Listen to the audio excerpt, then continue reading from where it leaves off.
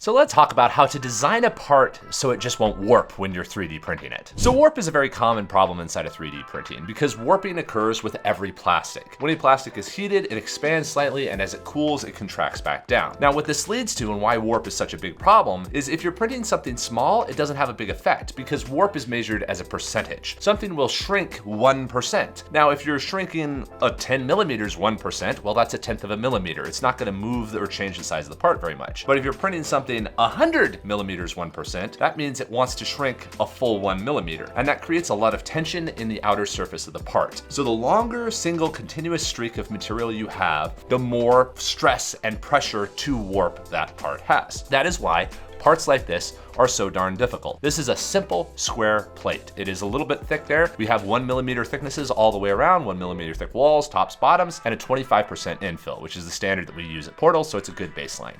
But this will have quite a bit of warp, as you can see from here. The top, you can see the wrinkles where the corners have warped up because the bottom layer lines are diagonal to where they're pulling there, and you have a maximum length straight across there. Now, there are a few very simple things that you can do to reduce warp. One of the easiest is just don't have sharp corners. Go for rounded corners like this. What these rounded corners do is they actually spread out the force so that rather than having it the longest and largest force coming right at this point where it can start unzipping and just start peeling that tiny little part that's stuck to the bed and then take more and more and more, it instead has a nice broad surface to start to pull from. So even though there's a stress concentration up here, it is spread out and distributed over more bed contact surface, because for it to warp, something is stuck down to the bed and it'll start trying to peel up. If there's a large amount of area contacting the bed, then it won't peel as easily. But if you have just a little corner or a little tab, then it will peel up very easily. So the simplest thing you can do is just round the outer corners. The other things you can do from a design perspective that add extra work are like design in mouse ears, and mouse ears would go at each one of these corners, which again gives you a big old wide broad contact area, but would still allow you to have these sharp corners. And we have other videos where we talk about how to design a first layer for these types of things, so I recommend checking those out. But those are all kind of the understood ways of minimizing warp for a part like this. But let's go to something more advanced. Well, if we understand that warp is induced by just long continuous areas of filament to where you have a long area that's trying to shrink down enough that it causes warp, then the simplest thing to do is to just shorten those areas. So how would you do something like that? Well, the simplest way is to just put a checker pattern on the bottom of your part. Now, instead of having one continuous line across this, you instead of have just a single continuous line across this, a single continuous line across here, and so on. So instead it is these small squares that have to shrink enough in order to shrink the entire part with you.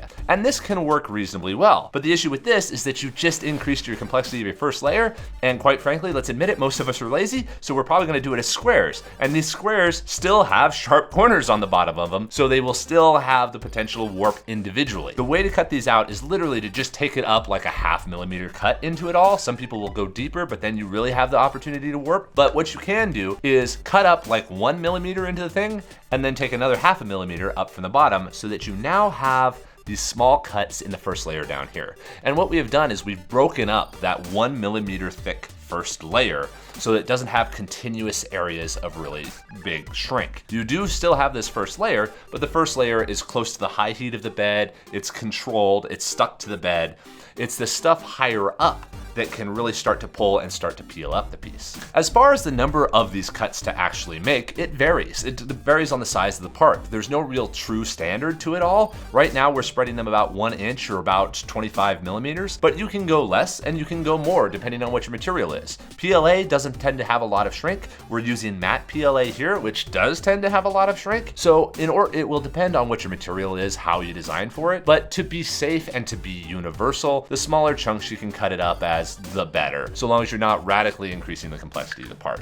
So generally about 1 inch is fine given whatever your part might be. So okay, we have split up the first layer, which can warp, and then we have made it simple by giving it a single coat that's basically a single layer thick so that it doesn't look like a complex first layer, so it's still sticking to the bed reliably. But that doesn't really take care of these sidewalls because we still have these big old long shrinking areas that both conjoin at a corner and then both pull backwards from here. So all of these sidewalls are still trying to shrink the part, and the top is still trying to shrink the part. So what do we do about those? Well, before we get to that, let's just go ahead and talk about why this stuff is important. The reason designing these types of features into a 3D print are so important is because this will allow them to be printed on any machine with any material. If you design your STL, your raw 3D CAD model, to be printable in that you don't have corners and everything else, and you have mouse ears included, and you have these types of features in it, it means it can be printed on any machine in any size with any material with kind of any print settings regardless of layer height or anything else. It just makes a part that is very robust and very manufacturable. This is compared to like using slicer settings. You could just turn on brim on this, but if somebody downloads this model and then tries to print it, they might not turn on the brim, or they might not know what that is. So designing your part to just have everything in it that it needs to print reliably is way more powerful. And there's also a lot more secrets that you can do with that, because in CAD you have full control of the geometry, whereas in slicers you're dependent on what the slicer is able to do at any given time. I can make this part stronger, weaker, flexible, soft, hard, whatever it happens to be inside of CAD if I know what to do, and we have other videos talking about this. But you can't always rely on your user to understand how to use the slicer, and the slicer settings are very fragile. They only work with a specific material. They only work with a particular machine. So just designing the part well means that it can be produced anywhere at any time. So that's why it's so important to design this way. But let's go ahead and talk about what to do with these sidewalls. Well, we made all these slits down at the bottom to break up the first layer. If we want to break up the sidewalls, well, we can just take those slits higher. We can start to break up the sidewalls. Now, assuming that this doesn't hurt anything in the strength of your part by having kind of a cut through the middle of it, it can work quite well. And this is one of those right here. And it actually does help break up the warp from this part, because just rounding the edges and putting these slits right into here can help a lot. But now you do have a slit inside the part. It breaks up the sidewalls so you don't have such a long area pulling and shrinking and causing a problem in there, but you have kind of compromised your part. But ultimately what we did here is we just gave the filament some place to stretch to. And there's other ways of kind of getting this done that can be more and less subtle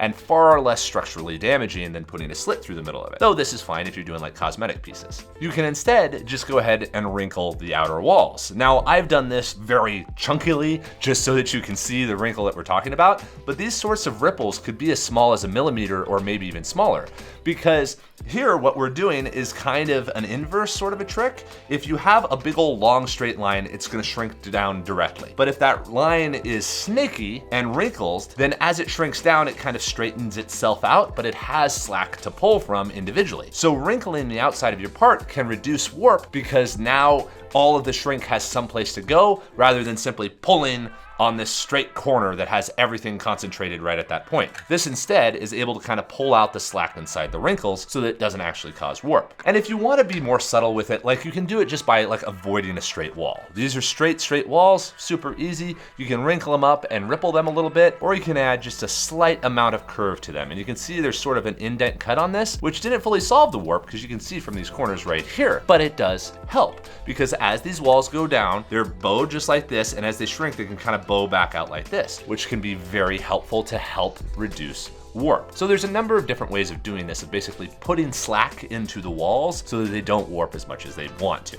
And this is important to realize. All of these solutions are demonstrations, but they're not necessarily universally used demonstrations. The concepts are break up a long straight line so that it doesn't shrink as much, or give it slack so that as it shrinks, it's actually able to pull out that slack and not actually impart it onto the part to create all these stresses inside of it. So that takes care of the first layer where you have solid long streaks. You can cut that up into a checkerboard. The walls you can wrinkle or cut up into a checkerboard also. But what about the infill? Because on these parts, you still have infill in here, and it is generally going diagonal, even if you're using different types of infill. We generally use grid because grid is one of the stronger infills, but grid goes diagonally, so you have these long infill lines in there pulling on it. Ways of doing this and dealing with this can be very simple and also help to reinforce your part. On this piece, it looks just the same as all the rest of them. But the thing is that there are 4 circles cut out of the corners here. And what that has done is that has broken up the layer lines on the inside, the infill lines that are going across, because rather than going straight across from corner to corner, it goes from here to this circle, skip across, then here to that circle, and then skip across, and then across again. And this again breaks up the infill tension, pulling at the walls, which can then create some leverage, which peels up the corner.